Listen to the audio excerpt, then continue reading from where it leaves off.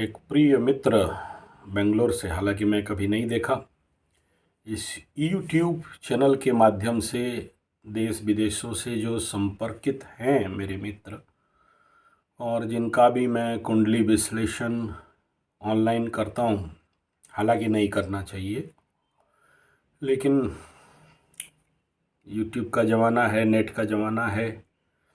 Lockdown period में भी बहुतों का मैं ऑनलाइन किया। हालांकि हमेशा इस बात को ध्यान देना चाहिए कि अधूरा होता है। कर कुष्ठी कपाल तीन जब तक नहीं मिले तब तक पूर्णता नहीं होता। कर माने हाथ, कपाल माने फोरहेड, कुष्ठी माने जातक कुंडली। तो हमेशा इस बात का ध्यान देना चाहिए। दूसरा, ये जब तक जातक सामने नहीं है, वो जो मास ऑफ एनर्जी सामने नहीं है, तब तक दूर बैठे यहाँ से बोलना वो मात्र 70% मैच होता है। सामने जब व्यक्ति रहता है, वो व्यक्ति ही सबसे बड़ा कुंडली है। चलिए समस्या पे आते हैं। इन महाशय जो बेंगलोर वाले हैं, उनका कहने का मतलब है रेमेडी जब वो कर रहे हैं तो जो बताया गया था वो उसको करने के बाद उनको एक रास्ता मिला और उसके अनुसार वो उस प्रकार का कार्य करने लगे, और करने के बाद उनका समस्या फिर से बढ़ने लगा। ठीक है, तो उसके लिए पहला बात कि समस्या बढ़ने लगा या बैकफायर हो गया। हर रेमेडी में एक बात का ध्यान देंगे, जब आप कर रहे हो उस प्रकार का रेमेडी और उत्तम पात्रता नहीं है, या आपके पास उस प्रकार के हायर ऊर्जा एनर्जी को लाने के लिए कैपेसिटी नहीं है और करने लगो, तो आपका सिस्टम रेजिस्ट नहीं करेगा। हमें भी पता है कि अगर हाई डोज मेडिसिन दे दिया जाए तो काम जल्दी करेगा, लेकिन वो हाई डोज मेडिसिन अगर किसी को तुरंत दे दिया जाए और अगर वो उसका सिस्टम उसके लिए तैयार नहीं है, तो कोप अप नहीं कर पाएगा, रेजिस्ट नहीं कर पाएगा। सोचिए, किसी को ये कह दिया जाए कि माँ काली का मंत्र 1,25,000 7 दिन के अंदर जप सिद्धि, हवन, तर्पण, मार्जन, ब्राह्मण भोजन, दशमांश करते हुए कर लेगा, एनर्जी एक्टिवेट भी हो जाए। लेकिन जब वो एनर्जी अपने अंदर एक्टिवेट होगा और अगर उसका सिस्टम उतना स्ट्रांग एंड मजबूत नहीं है, तो वहाँ अंदर जाके उस एनर्जी का स्टोर कुछ भी कर सकता है। ऐसा कोई आप भक्ति के लिए तो नहीं कर रहे हो, आपके जीवन का दुख कष्ट पीड़ा निवारण करने के लिए रेमेडी कर रहे हो, कोई एस्ट्रोलॉजर बोल दिया कर रहे हो। देखिए, ऐसे एक महान ग्रंथकार हमारे उड़ीसा में हुए, उस किताब का नाम है विकट समस्याओं का सरल समाधान।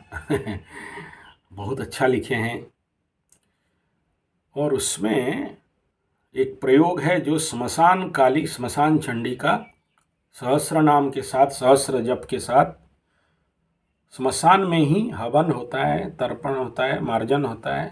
श्मशान में ही सब 1008 पत्रों से मंत्र लिखन करके समर्पण होता है। इस प्रकार का है, चलिए वो उतना डिटेल नहीं बोलूँगा। एक ऐसा प्रयोग जो 100% असंभव को संभव करते हैं, और अगर कोई करता, अगर कोई जिसके जो पहले से माँ के साधना में सिद्धि नहीं पाया, उसके पास कोई बैकअप नहीं है, गुरु मंत्र नहीं है, ऐसा व्यक्ति जाके वो स्मशान में बैठ जाए और माँ स्मशान कालिका हो या दक्षिण कालिका हो या भद्र कालिका हो या का स्मशान चंडिका हो इत्यादि का अगर वो अर्चन पूजन मार्जन करे और उसका समस्या से दूर हटने के लिए बोले, तो जिसका अनुभव है उन्हें पता है कि क्या होता है, कितना खतरनाक हो सकता है ये काम। इसलिए पहले आप मेरे अनुभव के अनुसार भाई पैरासीटामोल से काम चलाओ ना, क्यों सर्जरी और ऑपरेशन पे जा रहे हो? जो छोटे छोटे बताए गए उसमें काम करो, हो जाएगा। कोई भी नवग्रहों का रेमेडी हो भाई, जो सरल है, सहज है, सौम्य है, उस साधना पे काम करो। बड़े साधनाओं पे तुरंत मत जाओ। और दूसरा ये कि आप ये कह रहे हो कि मैं रेमेडी करता हूँ, समाधान नहीं मिलता। जैसे कुछ ऐसा है, मर जाऊंगा क्या भाई मेरे। ये धरती में कौन जिंदा है जो मरने के लिए डरना है? सबको मरना है, सबको ये धरती छोड़ के जाएंगे। तो ये मृत्यु के भय और भी जो भी भय है, साइकोलॉजिकल फियर फोबिया, उसके ऊपर मैं 2 वीडियो ऑलरेडी बनाया हूँ। भय क्यों? पहला बात, जितना डरोगे सिचुएशन और ग्रह उतना डराएंगे। और मैं आप सबको इतना अनुरोध करूंगा, विनती करूंगा, भाई ये जो अल्पविद्या भयंकरी वाले हो, यूट्यूब देख लिया, कोई किताब पढ़ लिया और एस्ट्रोलॉजी बन गए या एस्ट्रोलॉजी का ज्ञान लेके अपने कुंडली में भिड़ाने लगे, भाई क्यों? और अगर आप इस ज्ञान को चाहते हो, ओकल्ट साइंस पे आना चाहते हो, पूरा कूदो ना, 100% कूद जाओ इसके अंदर। लेकिन वो उसमें उस वीडियो में था, इस किताब में था, और वो बोला, ये बोला, फिर हम लोग अपना ज़िंदगी दे दिए इस विज्ञान में। आज तक हम बोलते हैं अधूरा हैं और दूसरे डराते हैं।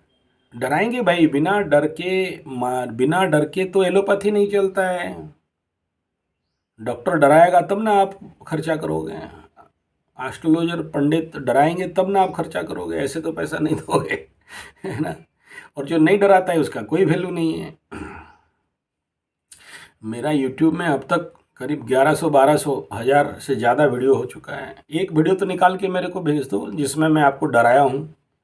हाँ, मैं ग्रह का फल बता सकता हूँ, राहु महादशा का श्रुतिभंसो बुद्धिनाशो ऐसा बताया रहूँगा जी। और उसमें ये भी है कि जीवित संशयम च, मरूंगा या बचूंगा, उसका वो ग्रह का है। किसी आदमी का कुंडली देख के ऐसा कभी नहीं बोला। मैं बहुत पॉजिटिव ढूंढता हूँ कि भाई इसमें पॉजिटिव क्या है। नेगेटिव एस्ट्रोलॉजी करना बड़ा आसान है, पॉजिटिव एस्ट्रोलॉजी के लिए मेहनत करना पड़ता है। और वो पॉजिटिव को ढूंढो। पॉजिटिव देखने लगोगे तो नेगेटिव दिखाई ही नहीं देगा। और जो भी भय भ्रम भूल हो रहा है, कहाँ हो रहा है? अशांति हो रहा है, टेंशन हो रहा है, पीड़ा हो रहा है, नौकरी जाने का भय है, मरने का भय है, एक्सीडेंट का भय है, चोर चपेट एक्सीडेंट, रोग रिपु ऋण ध्वंस प्रलय बर्बाद का भय है। और क्या एक्स्ट्रा भय है भाई? इसमें इतना टेंशन क्यों है? तो है, हो जाएगा, हो जाएगा, देख लेंगे। यहाँ राम जन्म हुए वो नहीं बच पाए, उनको भी सब कुछ दुख भोगना पड़ा, तो आप कौन हो? इसलिए भय को छोड़ो।